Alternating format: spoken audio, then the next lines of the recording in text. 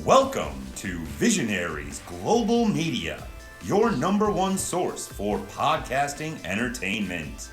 Visionaries Global Media, envisioning excellence on a global scale. This is Banned from Ringside. Tonight on the Banned from Ringside podcast, The Rock makes his triumphant return to WWE television. In the same week, WWE releases a whole bunch of people. We're going to talk about that. AEW had their Grand Slam event last night. We have a new ROH World Champion. That and a whole bunch more tonight on the Banned from Ringside podcast.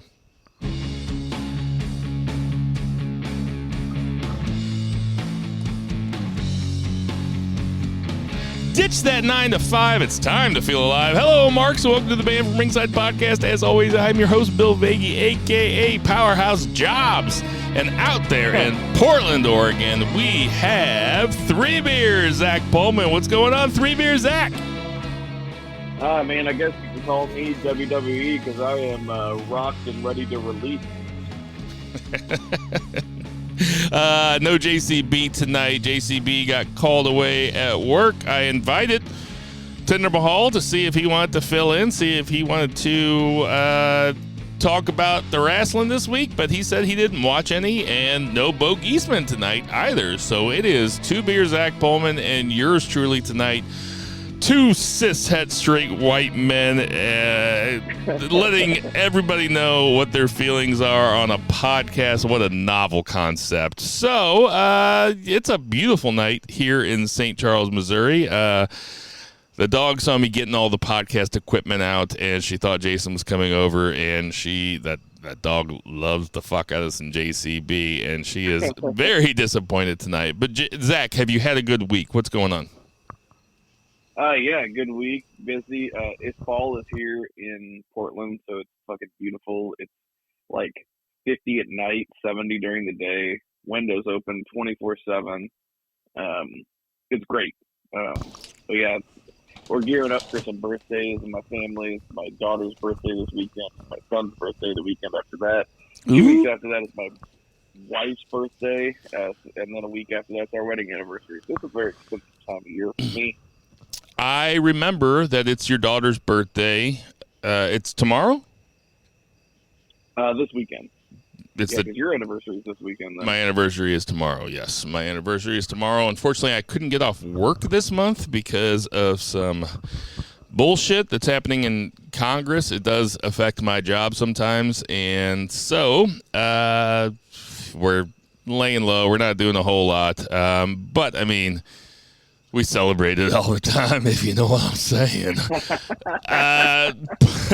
But without further ado, let's get to that 3 count. 1, 2, 3. So, this afternoon, a bunch of stuff happened with the WWE releases. Last night was a very newsworthy AEW event with Grand Slam. But, I mean, there's really no other place to start this week except for the return of the Great One. I was watching SmackDown on my iPad. It was propped up on my counter Saturday morning. I did not watch it live, did not hear anything. I was making pancakes with Frinkles for my daughter, which is how she says sprinkles. And I just kind of have it. I have my earbud in, and I'm listening to the iPad, and I hear Pat McAfee comes out to open the show. Austin Theory comes out. Pat McAfee gets a very good pop. He is well-liked by the WWE universe, as it were, and Austin Theory comes out and gets a bunch of heat. You know, say what you will about Austin Theory, he is really good in these situations. We've talked before how he might be getting market corrected by Grayson Waller, but that's another story for another time, as JCB would say. And then Austin Theory says, "What are you doing on my show?" And Pat McAfee says, "This is the people's show." And my ear, I was like, nah. And then The Rock's music played, and the iPad was kind of across the room, and like I said, I had my earbud in, so it's right there in my head, but I can't really see it. And I kind of walk over, and I'm like, is it going to be somebody coming out like cosplaying as The Rock or something? What are they doing? Because surely they would have advertised this, or it would come at a bigger moment, or I would have heard about this. This would have been spoiled for me in the 12 hours since it happened. Nope. It was Dwayne "The Rock" Johnson comes out on the ramp at SmackDown. Huge pop, just a massive pop. By now, you already know the story. The big college football game this past weekend was in Boulder, Colorado. Colorado versus Colorado State with Coach Deion Sanders. Pat McAfee's show was there. The Rock was scheduled to be on that show, and there he was in all his glory. Comes out. Does a segment with Austin Theory and Pat McAfee. Austin Theory, to his credit, did not shrink in the moment. Had a pretty entertaining segment. Didn't back down. Didn't look nervous. Pat McAfee was, we've said it before, he is way better than he has any right to be. And this was a fun segment. And, The Rock ends up doing the people's elbow on Austin Theory. Pat McAfee gets his people's elbow in also. Zach, where were you when you saw this? What was your reaction, and how did you enjoy the segment? It's funny because it was pretty similar situation because I watch on Hulu the day after all the time. Usually it's Saturday, and this is not spoiled for me. I was just like, oh, holy shit. I popped for Pat McAfee. I really enjoy him. Kind of been on the record to say I never would have thought that I would have enjoyed Pat McAfee as much as I do, but he's a genuine fan and he's a delight. I also think that he just gets super chiefed before he's on camera because the dude looks stoned all the time. He's just imagine. I just think he's just living his best life, just getting stoned and going on WWE television with the biggest stars in the world. To your point, he did say that he was sampling the local product or enjoying the local laws or something to that effect. While he was, that's why he wasn't going to have a match. Indicating that he was stoned.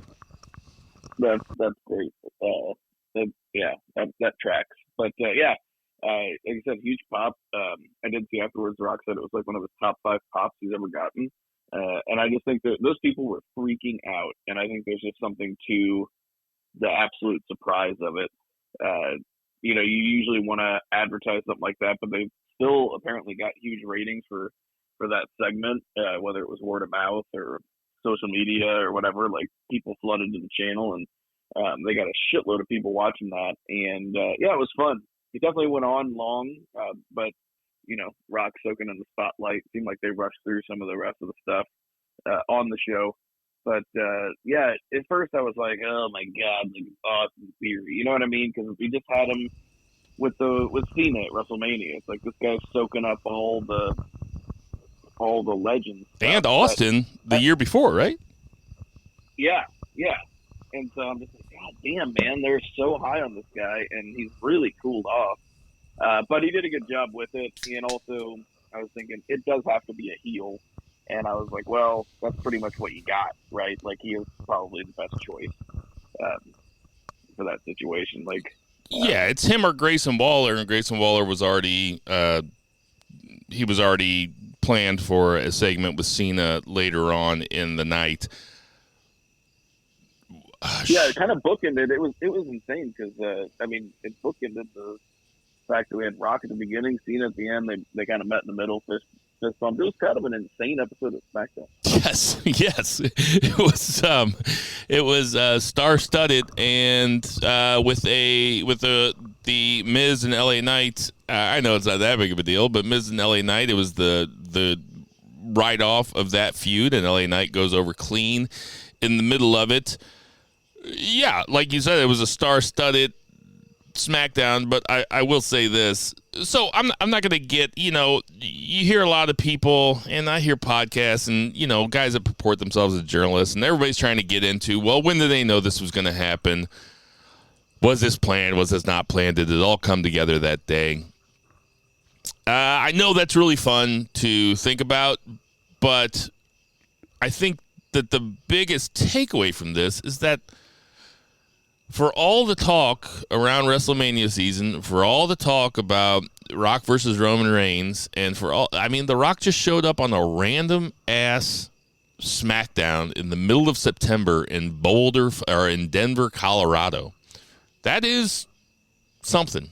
That shows you that they do still have the ability to surprise, right?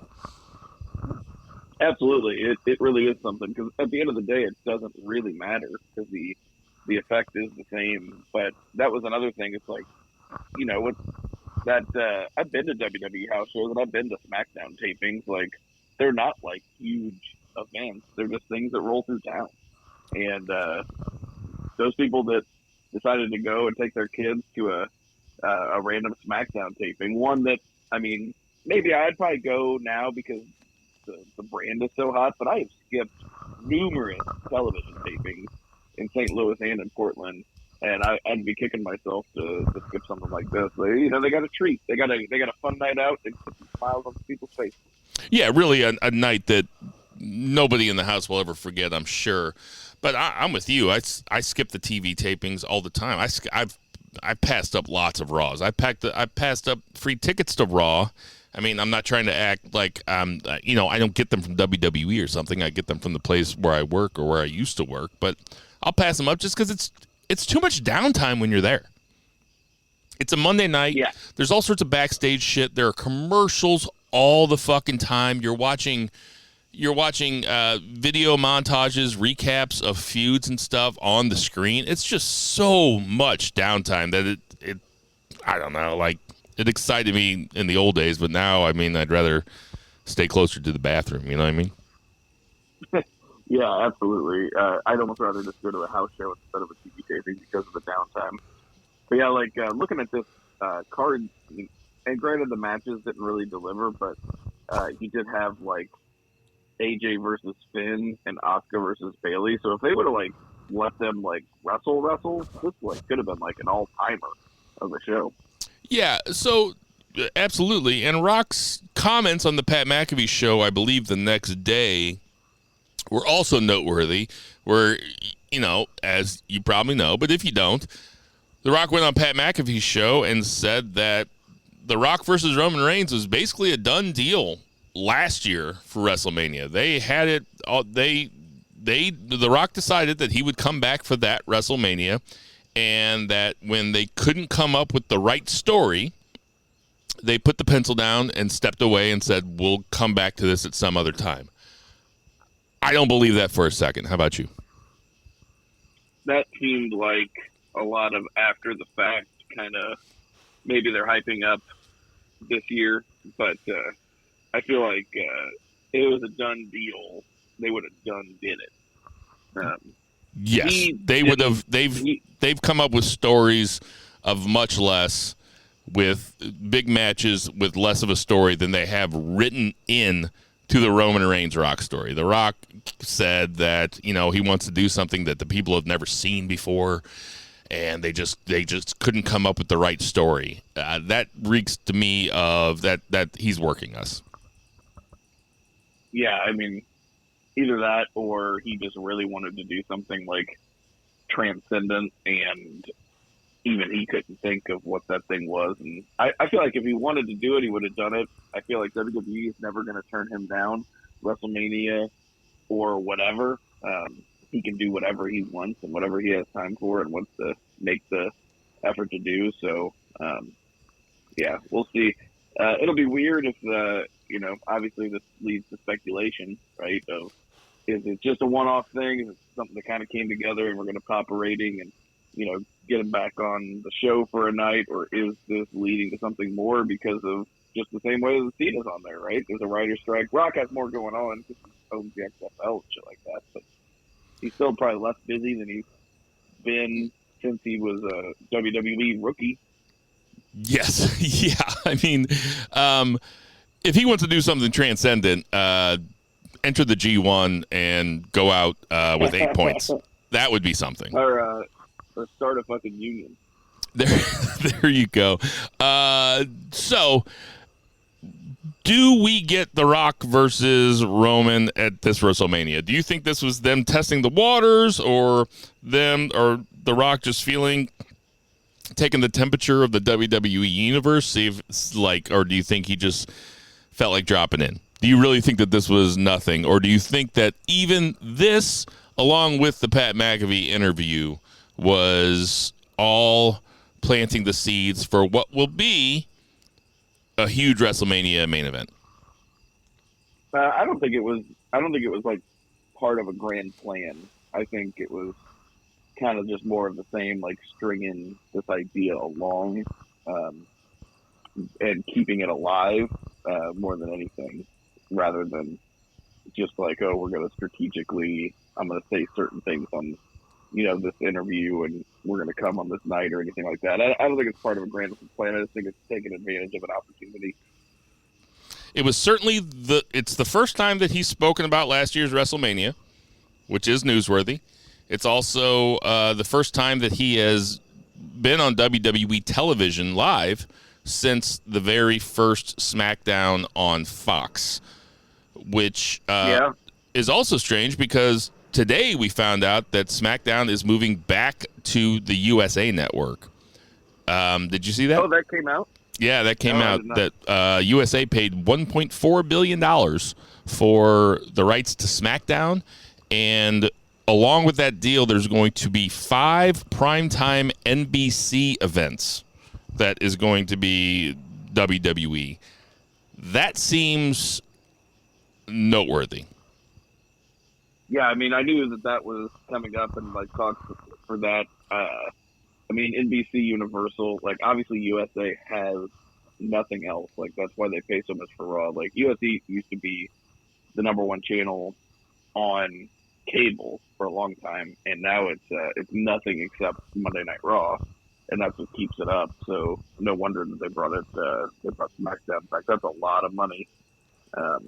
Interesting. Yeah, I'll have to look into that. But yeah, cool. for NBC to outbid Fox for the rights to SmackDown, that's a huge deal. There is talk that Raw will move away from Monday nights. If Raw moves away from Monday night, now, granted, a lot of people don't watch Raw live anymore, especially when you get up to be our age and you have other responsibilities. But do you think that would be a mistake? I think so. I mean, you can move SmackDown. It's moved so many times. If anything, like that would be, I feel like that would be the play. I could see them doing something like moving it to like Wednesday. That's with AEW. Yeah, that's what I was gonna say. Now we're talking. Put it on Wednesday. So let's move on to the other big part of SmackDown, which was John Cena and Grayson Waller and the Grayson Waller effect. Jimmy Uso comes out and AJ Styles comes out and makes the save. So it looks like we might be getting Solo comes out, acts like he's going to hurt Jimmy, and then he hurts John Cena. It seems like we've been down this road before. Are my expectations, and I'm not talking about the WWE universe or the wrestling fans in general. Zach, I want you to answer me. Are my expectations too high for the bloodline that I rolled my eyes at this? I don't think so. No. Yeah, I mean, this didn't do anything for me at all. And if there is any question, I'm about to be a hater, so get ready for it. But if there's any question that John Cena is only the biggest star because there was a vacuum left by The Rock and Stone Cold, is it the fact that none of John Cena's returns have ever felt like The Rock's return was Friday night because The Rock is that much bigger of a star? When they met backstage and they kind of stared at each other like they were mad, but then they're not really mad, and then they shake hands, doesn't that kind of... Now maybe this is what I'm bringing to it. Doesn't that kind of put Cena in his place? I mean, Cena is a draw in his own right. Like, he does, like, booth tickets. Like, whenever he was announced for those extra shows, like, whenever he's, like, out here for 12 weeks or whatever, like, ticket sales picked up in all those cities and stuff. So he really does move tickets. I'm sure he moves some ratings, too. But he, like, it is just, it's a different tier of stardom. Rock and Stone Cold, and then, he's just not at that level. He's still at the top of the other tier, but those guys are just such bigger stars. Part of it is, they were both very short-lived, and then they didn't really come back a lot. And they don't come back a lot, so, absence makes the heart grow fonder and all that. But, I mean, Stone Cold is still always one of the top merchandise sellers. It's been 25 years, and he's still one of the top merchandise sellers every month. So, it's a different level. Yeah, it's just a different level. It's not the same thing. Grayson Waller, again, he's always really good. I'm not really sure what was going on in this segment. It seemed like this segment was a little bit thrown off. I can think that we can only blame The Rock showing up. Yeah, he definitely threw off everything. Pretty Deadly showed back up here in the backstage segment, and they were fucking hilarious. He was in a wheelchair, even though his arm's broken. I'm happy to see that they are not giving up on Pretty Deadly, and Pretty Deadly is going to stick around. What do you think about that? Yeah, I was stoked to see that, and yeah, they are very funny. It's a bummer. Injuries are never. It's always a bad time to get injured, but it was especially bad for that. So it's nice to see them picking the ball back up. When it comes to Raw's in the bit of a holding pattern, I would say. We have Cody and Dom, KO and Sammy and Cody. What do you think about I guess you would call it the story progression that Kevin Owens is basically, once again, the only WWE character that seems to watch WWE television. He is kind of pissed off at Sammy and kind of pissed off at Cody for bringing Jay there. I understand what they're doing, and I appreciate they're putting some effort into it, but guys switch brands all the time. It seems weird that this is a storyline. Where are you at on that?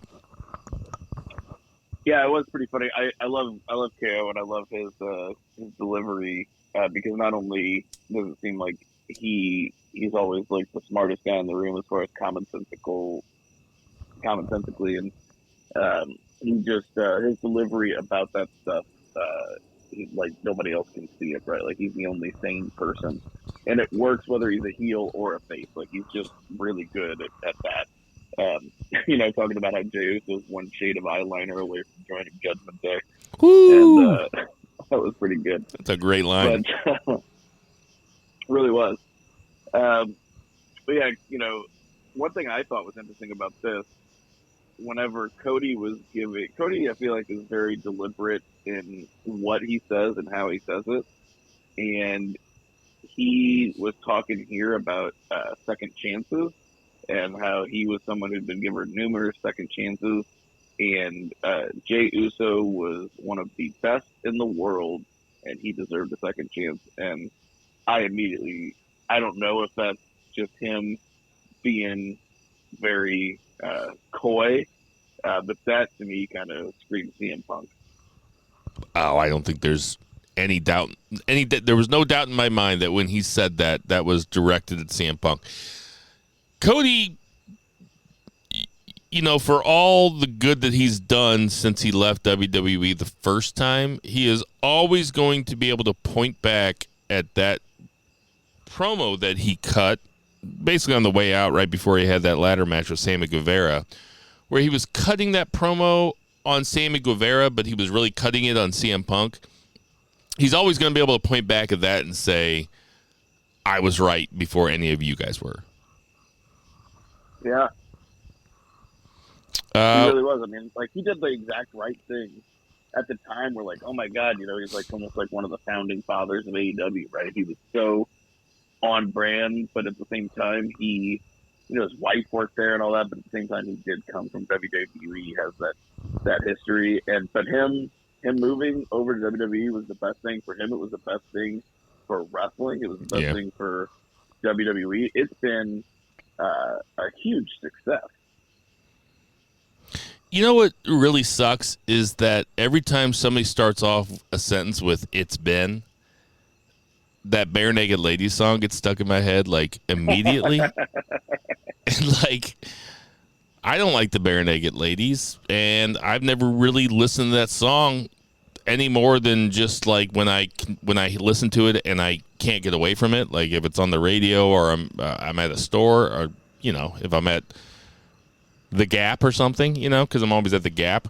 But it's been 1 week. See, I just can't get away from it. But you're right. So It was. it's been 3 weeks since I fired phone. Did you happen to watch the Kofi Kingston Ivar match? Was that on the Raw? I don't remember it. Yeah, it might not have been on the Hulu version, but Hulu, yeah. Kofi Kingston and Ivar had a singles match that was about 12 minutes long.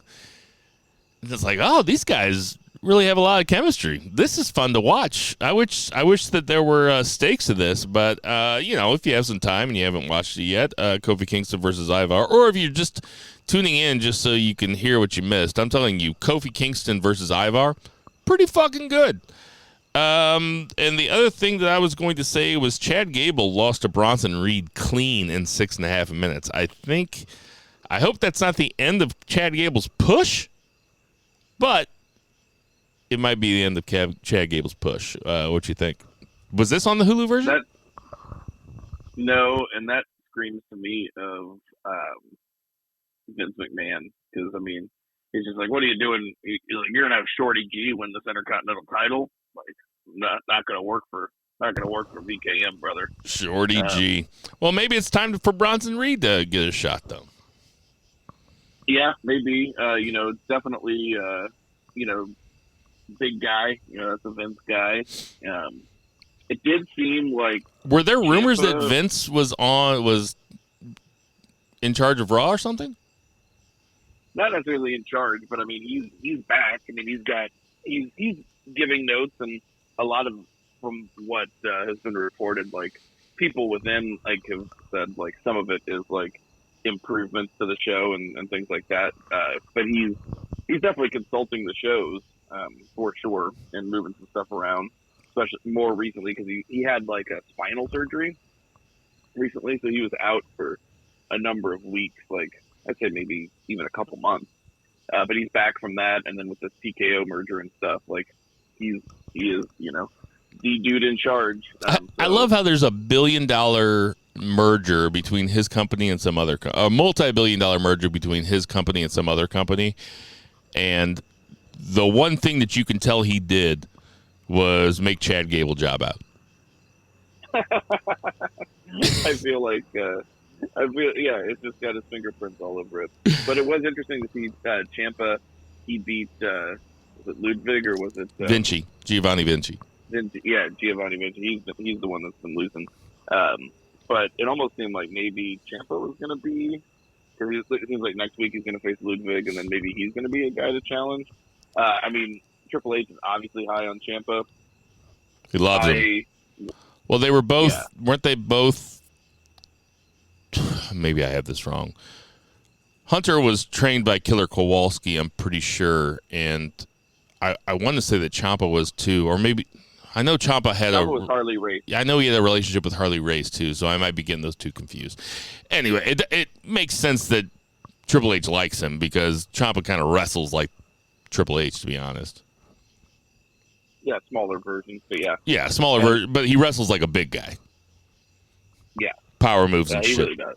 He really does.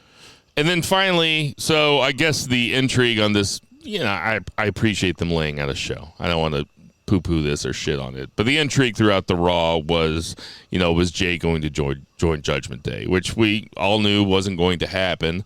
But, the way it played out, it was Jay versus McIntyre in the main event. Judgment Day comes out. Jay ends up super kicking all of them. McIntyre could go help Jay if he wanted to. Doesn't join in on the beatdown, but just kind of walks away. I appreciate the nuance there. Cody comes out to make the big babyface save. Everybody looks good here. It was predictable, but this was a well-done segment. Do you agree? Yeah, totally. I do appreciate the nuance with Drew. I do think that it is time to just turn him though, because people like Cody especially needs an opponent that is not Judgment Day. This there's a variety. They get in these holding patterns because they have so much TV time to fill. But it has been KO and Sammy with, kind of Cody in there as well as like top baby faces on the show, right? For a while. And they're against Judgment Day, which are the top heels. But it's been like 1 week since you looked at me.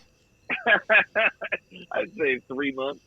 I don't even think that's an exaggeration, really. It's probably been 3 months since they've been doing this shit. Yeah, I mean, it's been a while.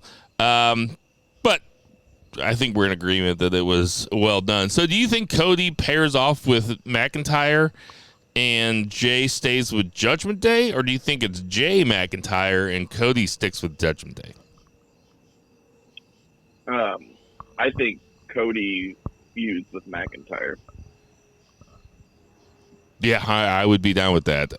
Unfortunately, McIntyre can't win that feud, but that's neither here nor there. Okay, that's enough of the WWE main roster until we get to the releases later. Let's get to that 2 count.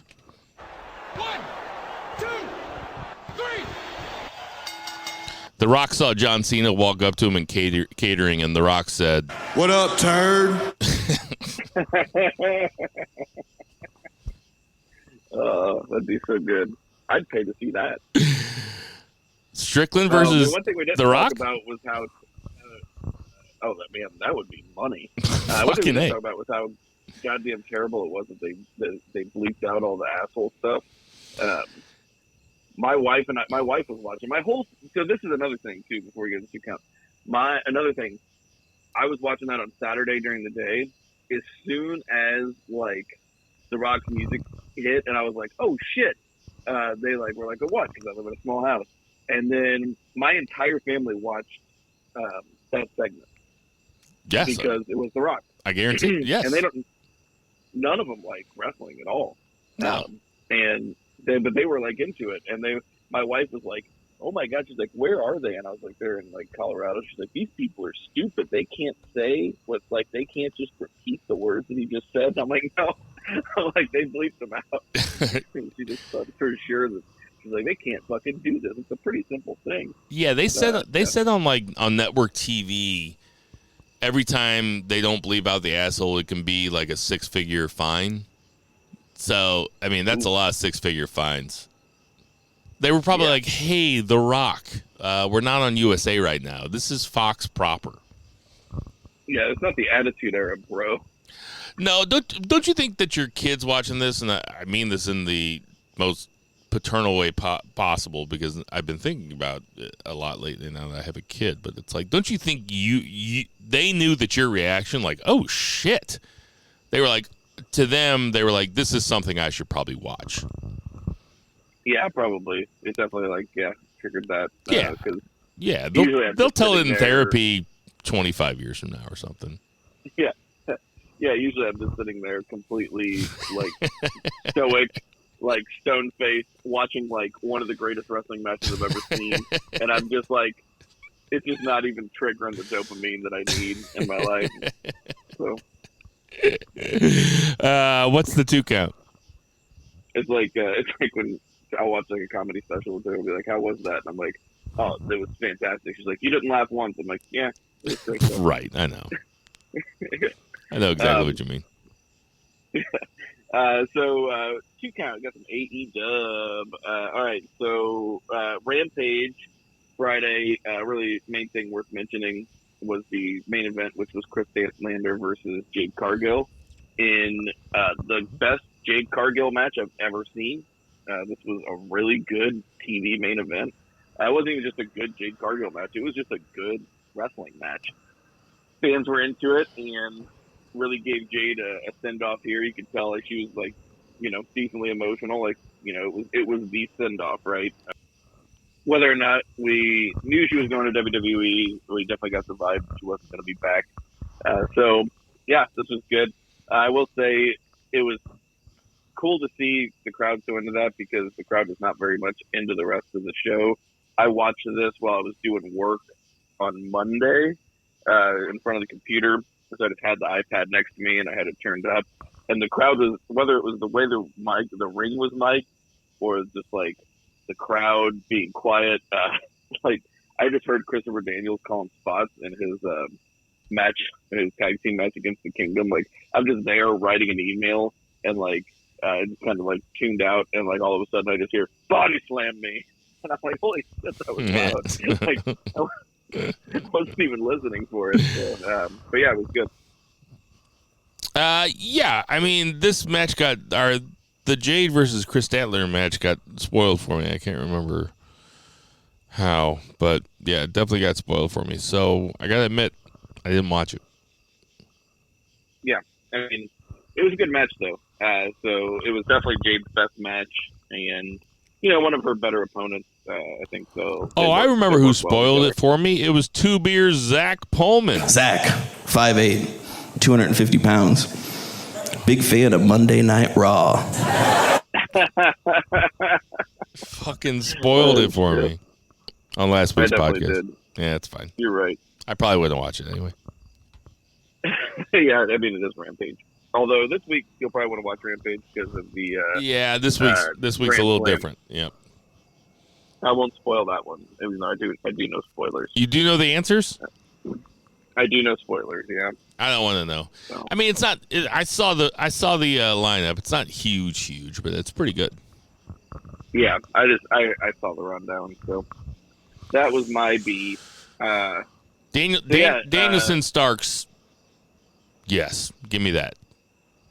Yeah, absolutely. So we had Ricky Starks pinning Bryan Danielson in a tag team match, Big Bill and Ricky Starks versus Bryan Danielson and Claudio Castagnoli. This was a fun match. Definitely good curtain jerker. I really love how Collision opens with like not just the Elton John song, but like the quick little promos and then the Elton John song and then like a good match. Collision's a good show, man. It doesn't miss a beat without CM Punk. It's almost better, and I don't mean it's better without him. And it's just better because there's more people on the show now.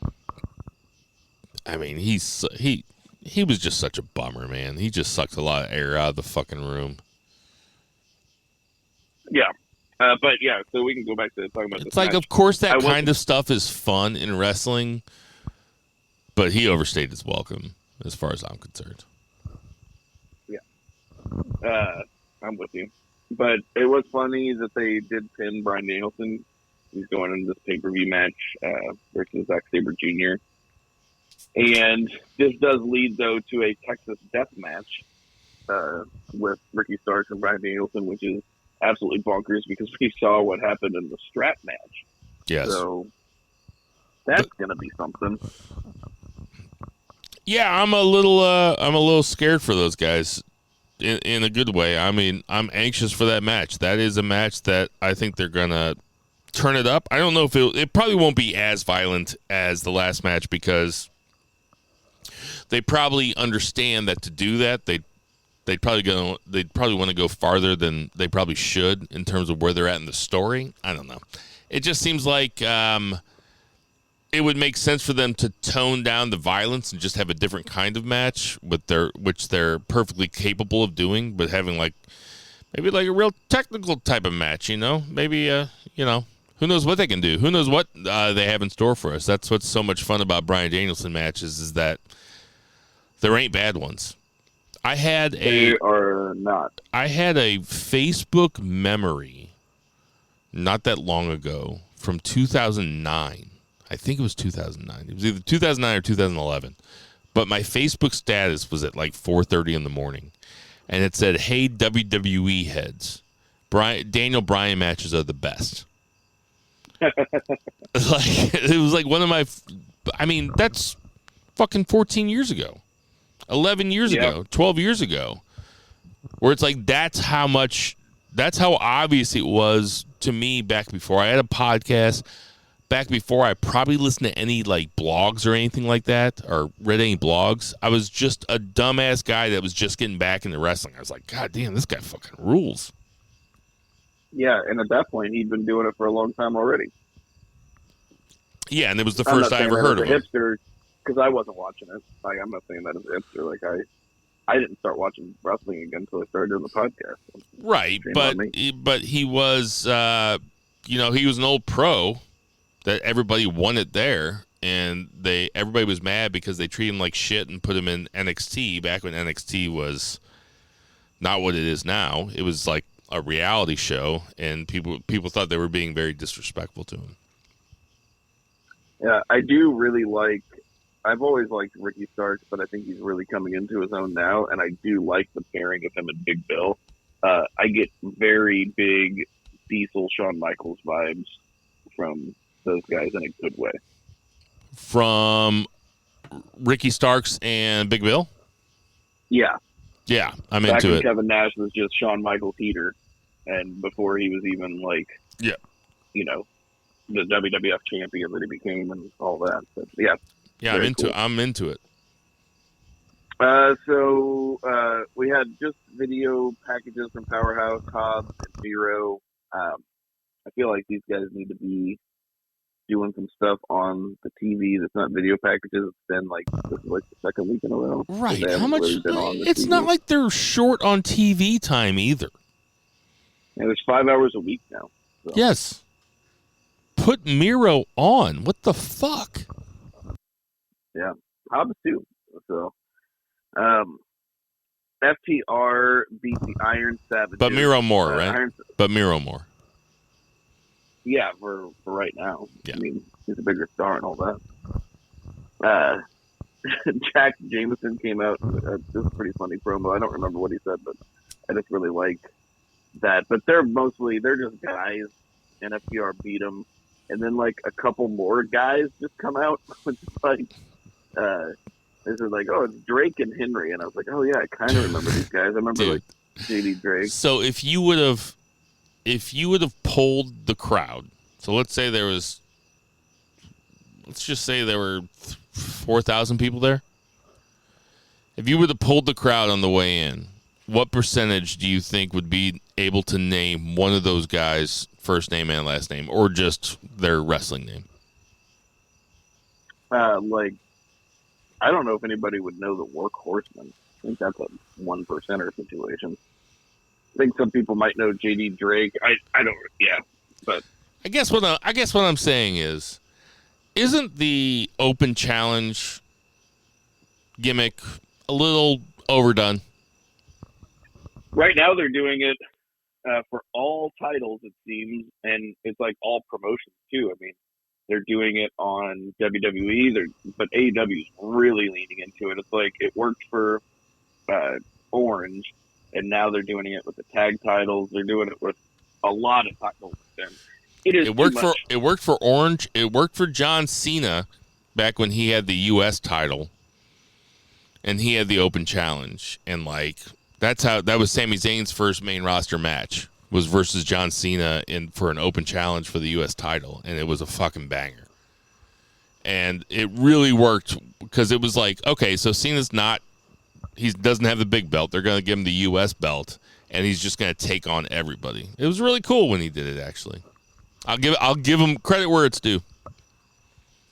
Yeah, I mean, it works. It almost just seems, and I mean, Chris Statlaner's doing it too. It just seems right now, it's oh, we have a lot of belts. I don't have the time to write stories about all these and have feuds with all these, so we're just going to open challenge everything.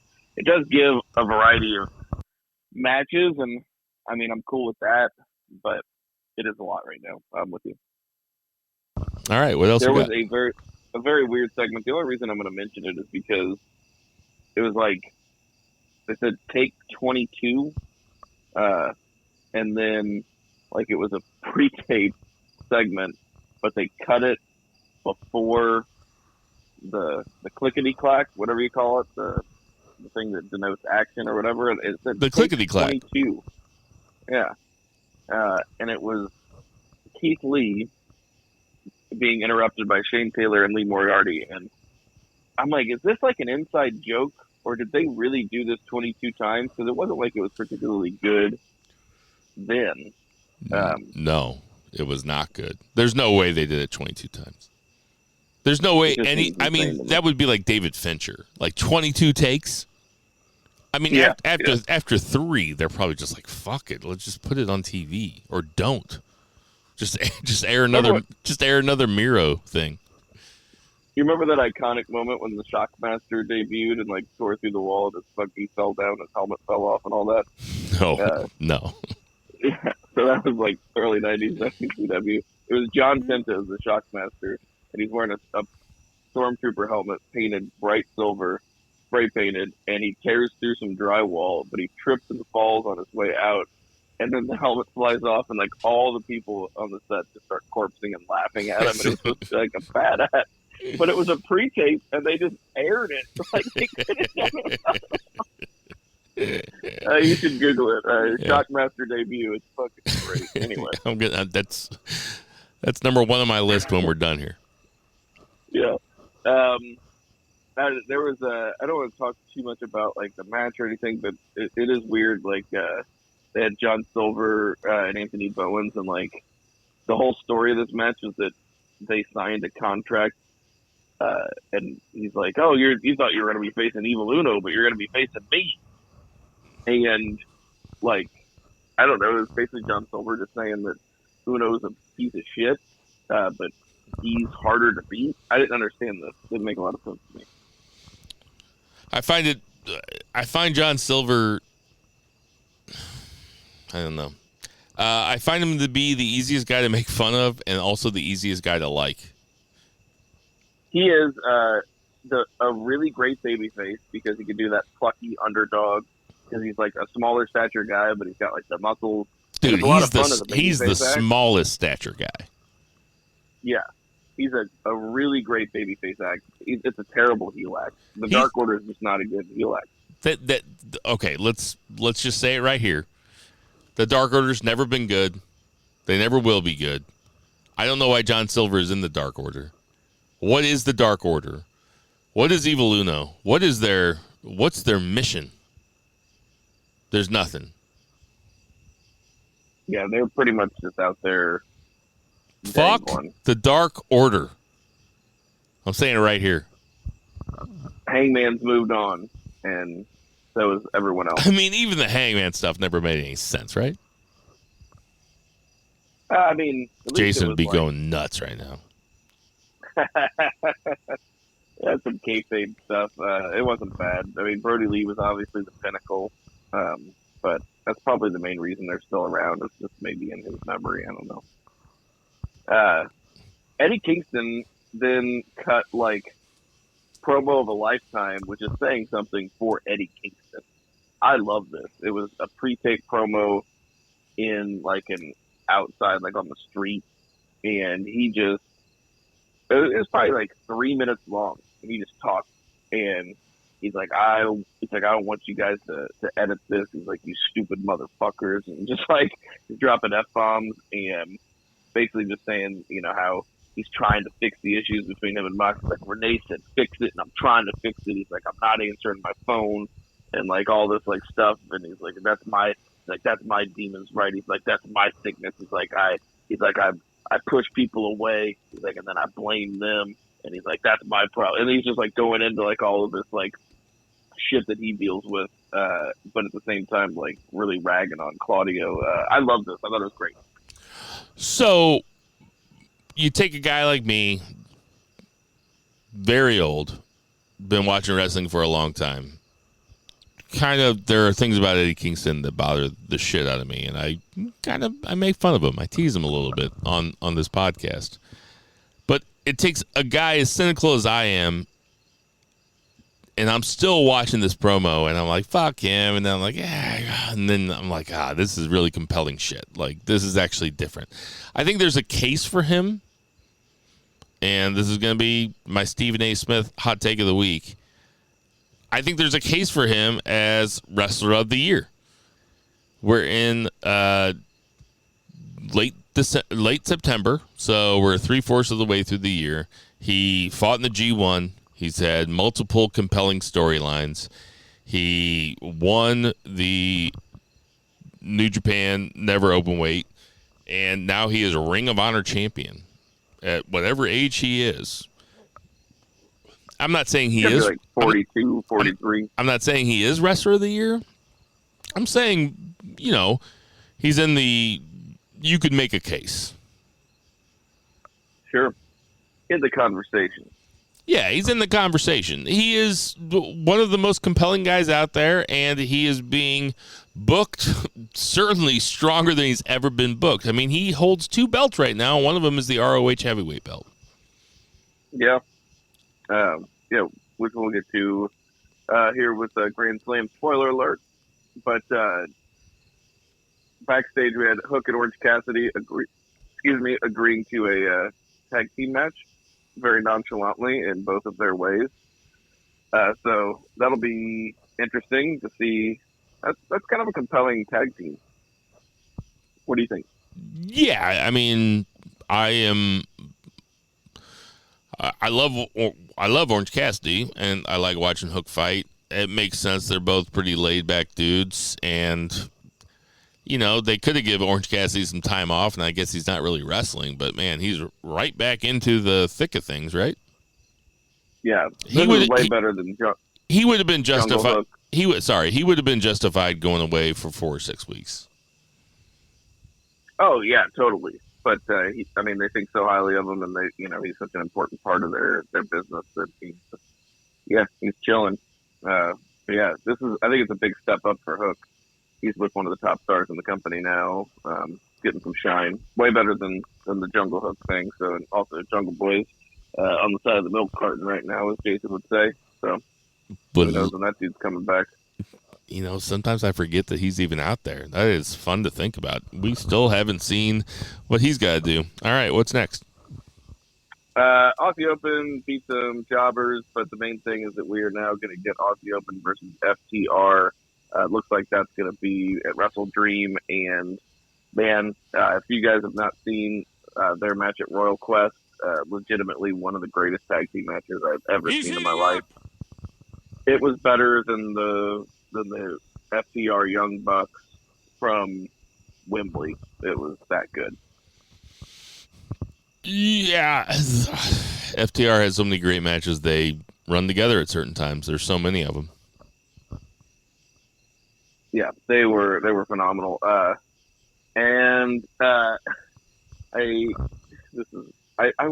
wish JCB was here to talk about this one. We had a Toni Storm sit down. We'll talk about her more here in a minute. Scorpio Sky is back. He had back-to-back injuries. He has a promo package where he's talking about being a 3-time champion in AEW, and then he faces Andrade and immediately loses. So that was definitely something else. And Scorpio Sky is not a spring chicken. He's an older dude. He just moves young and looks young. But I was very surprised that they had this match and that he lost like on his first match back. Maybe they're doing something with it. I don't know. But I was never the biggest Scorpio Sky fan. Even I thought he was done a little dirty. Yeah, exactly. It was pretty surprising. But Bullet Club Gold came out after that, and this was great. He's like, Jay White's like, you got Rock Hard Juice Hot Robinson. He's like, you got Cock Strong Colton Gunn. He's like, and then what was he? He even had like his stand up. So he had like a name for that. And then he's like, and then Austin Gunn. I love that. That was so good. Pretty fun. Yeah. So it looks like Andrade versus Jay White, which sounds great. You put it in my veins. I mean, it's one of those matches that if you would proposed it 2 years ago, you'd be like, wow, that sounds like something I'd really like to watch. Yeah, I'd pay money for that. Yes. So, the Righteous, Dutch and Vincent beat the Hardys, and when they did that, I heard the crowd gasp. Like, nobody was expecting this to happen.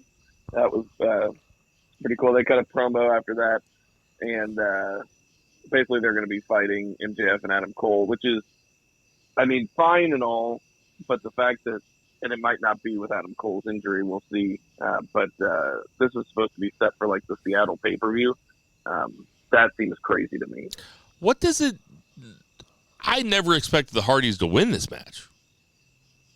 Oh, really? I assumed. I guess just because the Righteous is on ROH, but they're not like AEW people. But Collision, So the Hardys are still kind of a big deal. They've had Collision vignettes for a couple weeks now, though. It's like it's like they were setting them up for a big AEW debut. That's the way it seemed to me. Yeah, well, yeah, the crowd was very surprised. So, not this crowd. not this crowd at once. What else do we have? That's besides the main event, which was Chris Statlander beating Britt Baker. So this is Britt Baker's like hometown, home area, you know, Penn State. Baker, they wanted Baker to win this, even though the night before they were really behind Statlander. But yeah, this had an overrun, very hot match, good match. They worked, you know, really, really well together. But what do you think? What do you think they're doing with Britt Baker? She seems to just be losing all of the time. What's the plan for her? I think that because there's other people in the women's division who have a little bit more juice behind them right now, she is just kind of treading water. That's what I think. Yeah, that makes sense. It just seems like she's a bigger star that she shouldn't just be losing all the time. Like, she's never beat mid-carders or something. I don't know. I don't know. Yeah, she's losing a whole bunch. I think that Toni Storm is really compelling right now in the character that she has. She's way more compelling than the rest of that division. Losing Jade Cargill, not using Jade Cargill and then losing Jade Cargill hurts even more than I thought it would to begin with, because now I'm just thinking about everything the WWE is going to do with her. And it's like, God damn, you guys really had something there. Yeah, they're working on creative for it, so we'll see. Yep. All right, so we went to the big show, actually. So Grand Slam, we talked a little bit about this, but Grand Slam, we had opened with Eddie Kingston winning the Ring of Honor World title in his hometown from Claudio Castagnoli in a fucking excellent match. I don't know if this was as good as their match at WrestleMania weekend, but it was damn good. Love this match. I know that we already just did I just did the Eddie Kingston thing, but Eddie Kingston wins a big one, and in a banger of a match. I hope that he feels like everything is even with Claudio now, like kayfabe or shoot. Like, hey Eddie, are we cool with it now? You gonna be okay, buddy? You still gonna hold this grudge? Yes, you can. Anyway, I wonder if he was kayfabe, or I wonder if he was even shoot mad. I feel like I don't know. It's hard to tell with Eddie Kingston. I read an interview with him and Phil Schneider where it seemed like he was really mad. Really great There's a really great article about Eddie Kingston by Phil Schneider on The Ringer. Came out probably 2 years ago, where it said Eddie Kingston, Wrestling's King of Vendetta. And it's something like that, I think. It's a really cool article if you ever get a chance to read it, though. But so I went on and on about Eddie Kingston. I mean, what's Zach's temperature with Eddie Kingston right now? I mean, I think it's great. I think this is the perfect thing. This is what I would have done too. Claudio had the belt for long enough. Eddie was the perfect guy to take it from him. There was story there. Him winning a big world championship in New York in front of that many people. Perfect. Yes, very fucking awesome. We just had Bo sit down. I just realized, by the way, say hello to Bo. I thought I was echoing, and I was like, hey, I didn't actually say that. Bo, what'd you think? That match was awesome. Those guys absolutely went at it. It was so much fun to watch. They beat the shit out of each other. I don't know if it's as good as their WrestleMania weekend match, but it was a banger. The fact that Kingston was thanking the crowd at the end, and they were doing it off camera, like off microphone, that was great. Kingston's having the year of his life. Maybe Wrestler of the Year. I don't know. I don't want to blow Jason's mind when he comes back here. Dude, I hope he doesn't listen. Hey, it was 50-cent McDoubles at McDonald's the other day, so Kingston is living. Dude, I went there and got one, and my drive-through code wouldn't work. And the fucking drive-through gal accused me of trying to use a screenshot, like somebody else's code, and I was like, look, I am not that low that I am gonna lie to save $1.50 on an already $2 cheeseburger. I was like, your code's not working. I was like, this is the code it gave me. And then she's like, well, refresh your app. And so I refreshed the app. I was like, well, now it says I have to wait 15 minutes. And she's like, yeah, you can't use the code twice in a row. I was like, oh my God. I was like, what are you doing to me? So anyway, she's like, just pull to the second window. So I pull the second window and I tell the person what's going on. And then he goes back to like talk to this woman. And then I hear another gal chime in and she's like, this is why nobody on your team respects you, Rich. And I started a fight inside the McDonald's just trying to get my legitimate 50-cent double cheeseburger. Hey, cool thing is, Zach, I got two and I didn't have to pay for them. Hey, that's totally my fault because I screenshotted that shit and used it 3 times that day. I wish you had been wearing your BFR shirt. Oh yeah, with no sleeves. What's next? Sorry, yeah, total tangent. But I thought it was funny that I started a fight. We love tangents here. It's our show. Nobody's listening. This is a great little like segment with Roderick Strong in the hospital bed, and he's just screaming for Adam Cole, who has arrived late, and the Kingdom is there, and they have to leave. And of course, Cole says he has to leave because MJF needs him. So we're feeding into this.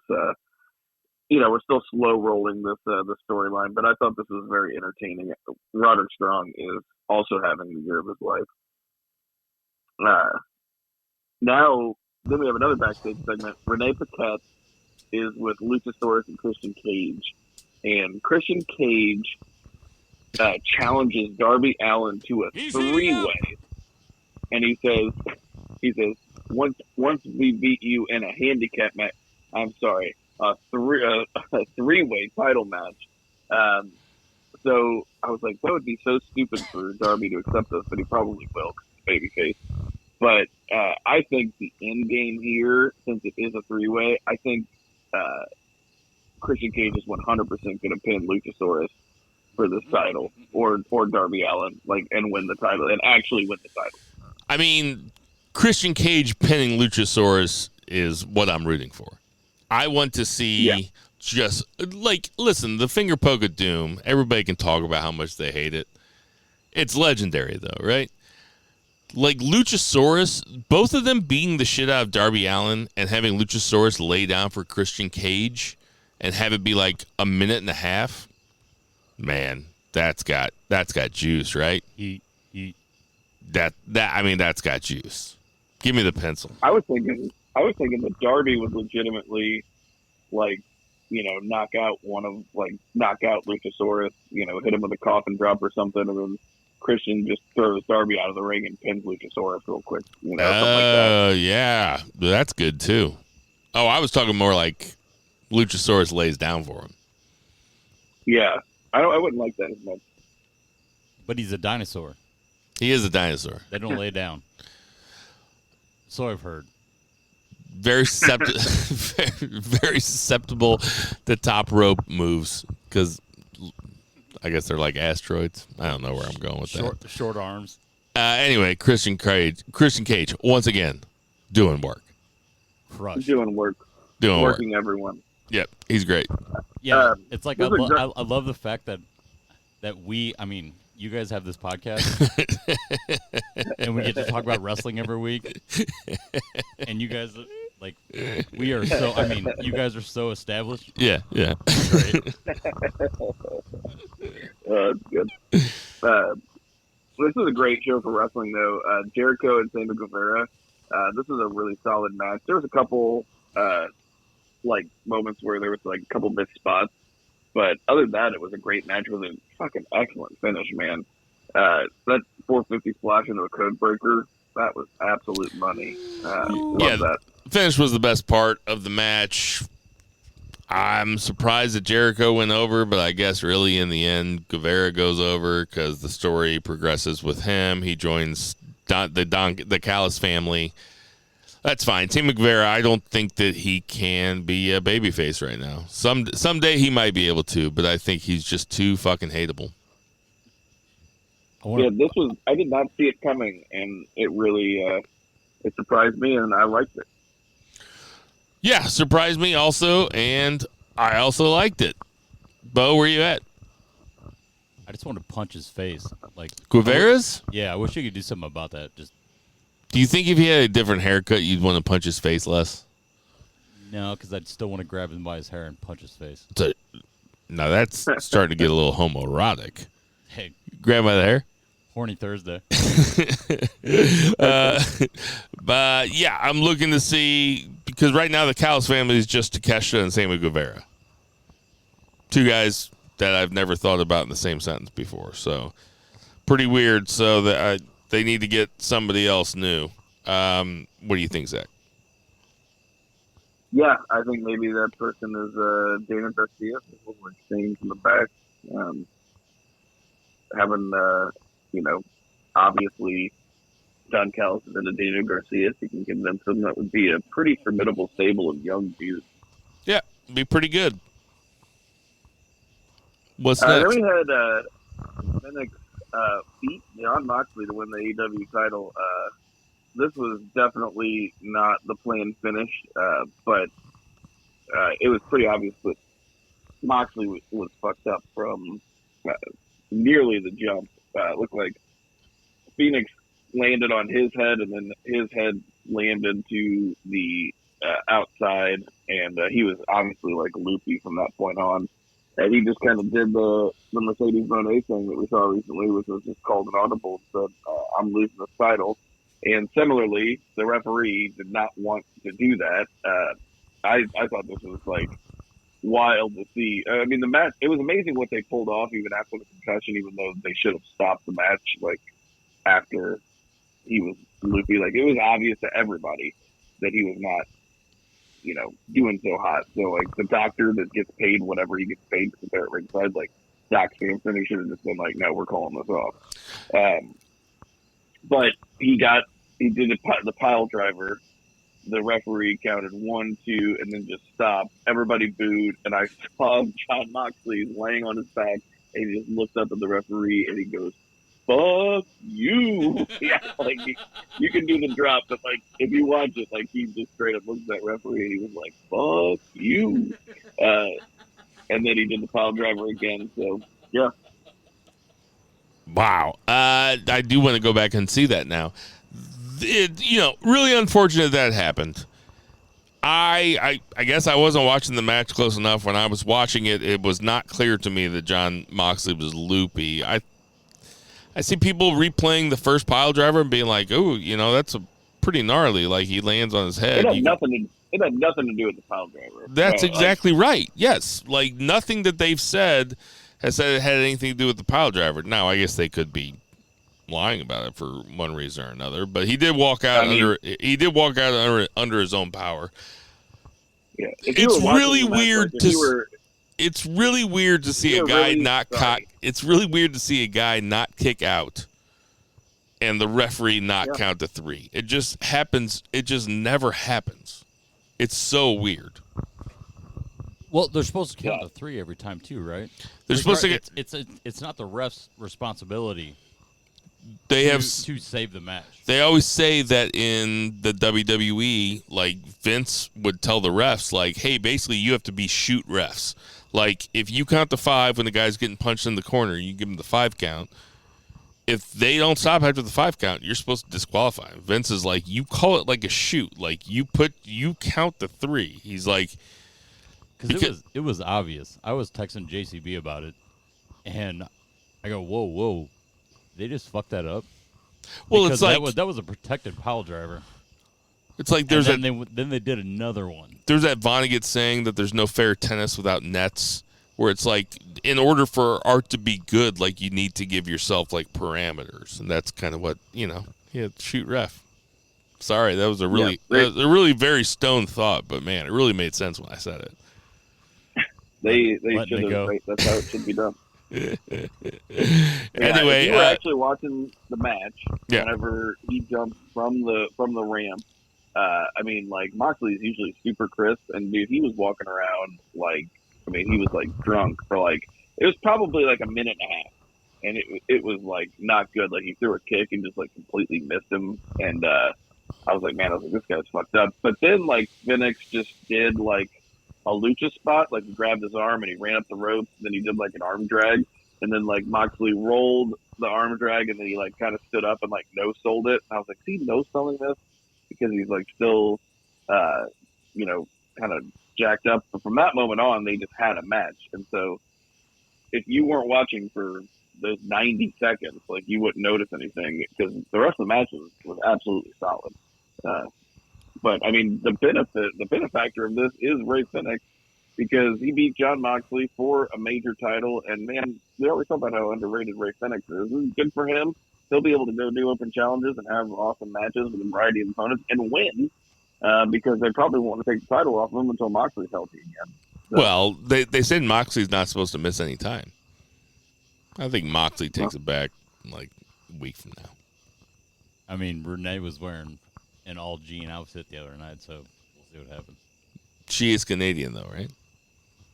The Canadian tuxedo, yeah. Yeah, I think that makes sense. I mean, KO. Or she calls it a tuxedo. KO is a no shade on Renee. Hey, Renee, come find me.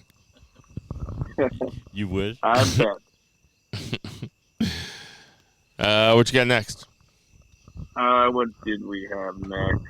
We had Saraya beat Toni Storm. Toni Storm is super over. Her new entrance is great, like the black and white. The crowd desperately wanted her to beat Saraya for this title and become a three-time AEW Women's Champion. But that did not happen.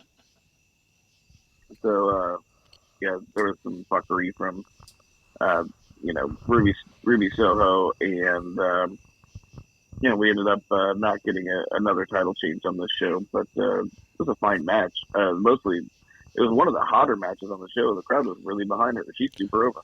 Yeah, there was one spot that I had to laugh at, because Toni Storm was doing that Rikishi bomb thing. I forget what you call it. And Saraya moves out of the way way early. And like Toni Storm's like looking back and just running just right into the exposed turnbuckles. Like, oh, God. Yeah, that was.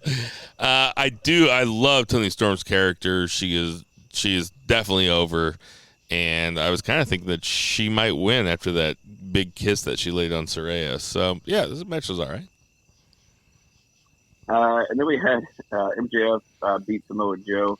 MJF's entrance was great. There was a little pre-tape beforehand of some kid, almost like one of those old sports videos of like a kid in the dugout or whatever, or like kind of there by the field, and he just sees the champ out in the distance, and MJF walks back and gives him a scarf and then whispers in his ear. The Coke commercial, he throws him his jersey. Yeah, it's exactly like that. Yeah, that's exactly what it was. Only he tells the kid he's adopted. Pretty good stuff. He had great ring gear. Meth inspired. But this was the best match on the show by a long shot, and we had some really good wrestling on this show. These guys had an excellent match, and it was mostly Samoa Joe dominating MJF, and MJF just fucking taking everything. Like, Uranagi's through tables, pile drivers on exposed concrete, just taking everything. But Adam Cole comes out. Man, this is another time. JCB was so mad at Punk about jumping in the crowd and breaking his foot. I thought the exact same thing, man. I thought the exact same thing. But he did. He just jumped off the stage, which for a pro athlete is like nothing, right? It's always just the stupidest little things. This is like where pro athletes often get hurt. It's just like the most innocuous things. It's not the pile driver to exposed concrete. It's the, I stepped wrong on, one little hop. But, we'll see how that goes. But MJF did the thing. He choked Joe out. And there was some fuckery involved, but in a positive scumbag way. But he did what he said he was going to do, and then Joe shook his hand afterwards. And we'll see how the Adam Cole injury plays out because they need to defend these ROH titles. But, hopefully he's okay. Love the match. Once again, I appreciate that MJF hasn't changed his character all that much. He has just fine-tuned a few things, and now he's the most over babyface from being the most over heel.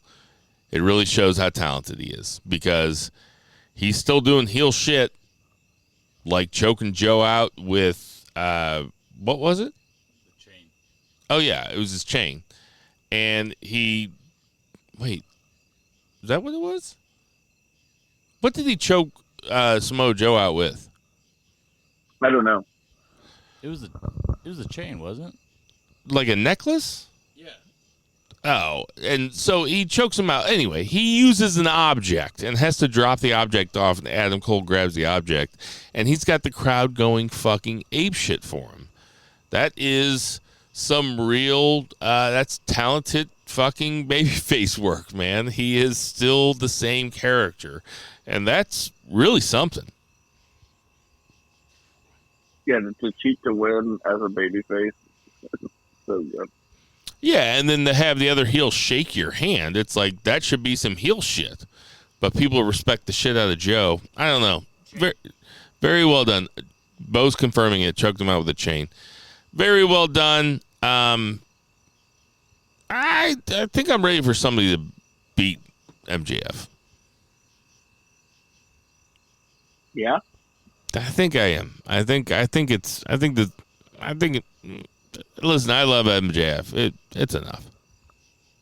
The thing that cracks me up the most about this whole Cole MJF thing, it's kind of like when Bill hears that I'm texting JCB about wrestling, and he gets all upset about it. Well, you guys don't include me on the text messages. Doesn't include me. This bullshit. No, now we got group text, so it's like that shit doesn't happen anymore. I assume. Calm down, Roderick Veggie. Like, we're gonna make it.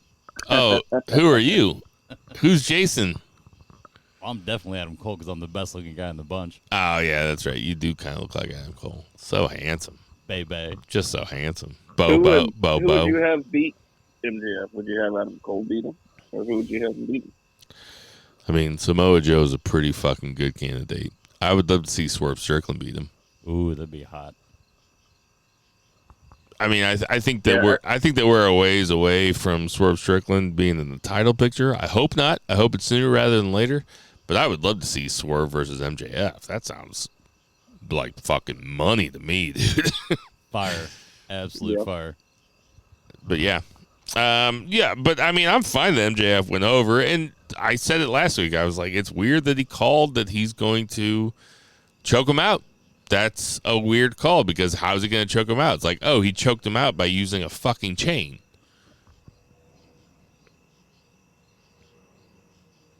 No. That's it. Makes sense. That was Grand Slam. We got another Grand Slam Friday. Yeah, we got another Grand Slam Friday. What are the big matches on that one? Danielson versus Ricky Starks is the main event.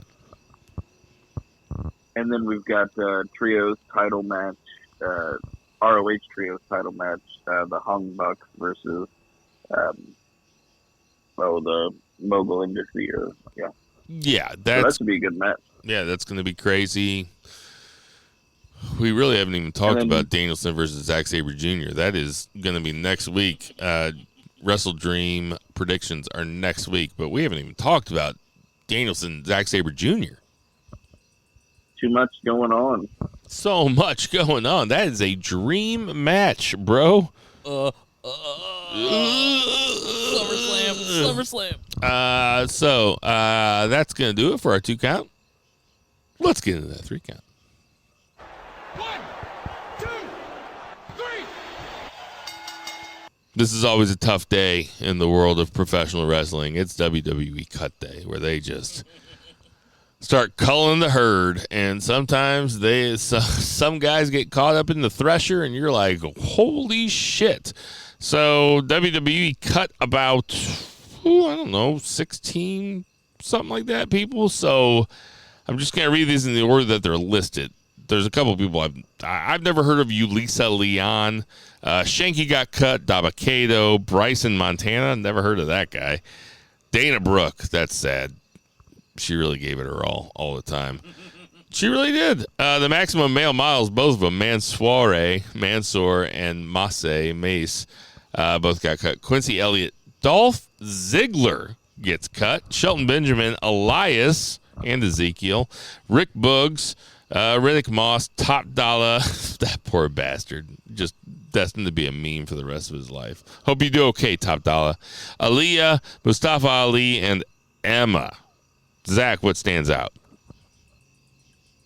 I mean, Dolph seems to be the big standout, but at the same time, he was, out of all of those people, easily the one that was getting paid the most to do the least. So I think that's one thing that you're looking at. Like, folks that you're not doing anything with, they're really, there's a lot of talent on that list, but there wasn't a lot of stuff where, I think they had a bright future in WWE. So, I mean, Dolph will probably be back at some point if he wants to be. He'll probably be back for Hall of Fame eventually. I mean, everybody gets in, and he was definitely, I think, the Godfather's in, he's in. I don't think that's mean to the Godfather. Who on the list do you think will actually have another entrance into wrestling? You think somebody is going to go to AEW, or you think somebody's going to come back, or what do you think? AEW doesn't really need more talent. I could see them picking up maybe in Emma. She's been around for a while, especially maybe on the ROH side. I could see them signing her. I tell you, a lot of the people Mustafa Ali, who's fantastic. I think even if he got signed, he'd still be doing Mustafa Ali stuff in AEW. They just have so many guys that are really good wrestlers. I think he has potential, but I don't know that he would stand out. I don't think any of them are game changers. I don't really expect him to see any of them in AEW. I think a lot of them will continue to wrestle if they want to continue that, but it's not like it was a couple years ago whenever these releases happened. I think Dolph Ziggler, a.k.a. Nick Nemeth, I think he's probably already flying there right now. I think that, your boy. Yeah, my boy, Dolph Ziggler. I think that his brother is there, and they could be a pretty fun tag team. He could still make money, still do his comedy thing that he does on the side. There is not the touring schedule that they have in WWE with AEW. So I think that Dolph Ziggler, I think we're going to see him there sooner rather than later. And, if he's there, then we can finally fulfill my dream of having Dolph Ziggler in the G1. I think Dolph Ziggler versus Yano sounds like a fucking banger. Oh man, that's a dream match that I didn't realize I needed. It sounds pretty good, right? You're not even being funny, are you? I'm not. No, Yano's matches with Kenny Omega were phenomenal, and I just feel like Ziggler has better comedy chops than Omega in the ring and out. So that would be very fun. He's made for that type of match, though. It could be really good. JCB just texted me and he said, "Fuck you. Fuck you." Oh, man, I'd love to see Dolph Ziggler versus Gabriel Kidd. Fuck, put him in the G1. I am just pleasantly surprised, and there could be more cuts. A lot of times that happens where there are. I'm just glad to see Ciampa and Gargano weren't cut, because they're not doing hardly shit with those guys. And Mustafa Ali's one of those guys that's he's in a current storyline. And they were like, fuck your storyline. You gone, dude. I could see him in AEW, too. I could see Mansoor and Mace. I can see them in NWA or something. I feel bad for Dana Brooke. She always tried really fucking hard. She was always fun at house shows. Yeah, Shelton Benjamin gets released. The guy's had a hell of a career. He's 48 now. Is Shelton Benjamin done? Still have some in the tank? You think he's going to show up somewhere, Zach? I don't know that he'd show up on AEW, but I mean, if he still wants to wrestle, like he could show up on Impact or something like that, and he can get bookings and stuff. What do you think? Do you think we see Dolph Ziggler in AEW? I mean, now that you said it, I guess that does make sense. I was just thinking that I don't see Tony shelling out big money for him. I imagine he'd probably be taking a pay cut to go. That's all I was thinking. I mean, I don't think we'll ever see Elias again. No, he's just not, like, he has some charisma and stuff, but he was never good in the ring ever. Rest in piss. Rest in piss, Elias. He also Rick Boogs was always funny. Liked him. So I do want to say this about Dolph Ziggler, that if Dolph Ziggler's gone from WWE, that his cash in on the night after WrestleMania, on Raw the night after WrestleMania, remains the biggest pop I've ever seen. Second best ever. The second best ever next to Seth Rollins at WrestleMania? Yeah, those are the two best cash-ins. Okay. No doubt. No doubt. But that pop, I remember I was watching it live. That's like at the peak of the Raw after WrestleMania. Like when Raw after WrestleMania really had surprises. There was 5 years where it was really good. And now it's just living off reputation. Like now it just kind of sucks. But I remember when Dolph Ziggler cashed in and that place went fucking bananas. And really fun. I love Dolph Ziggler and I'm excited to see what they do. You really got to be a great wrestler to get over with the name Dolph Ziggler. Yeah. I mean, that's one of the worst names of all time. Is it short for Adolf? That's why I always want to know. Is it Adolf or Rudolph? What's his name? Here we go. I want to know what his name is. I'm saying Adolf.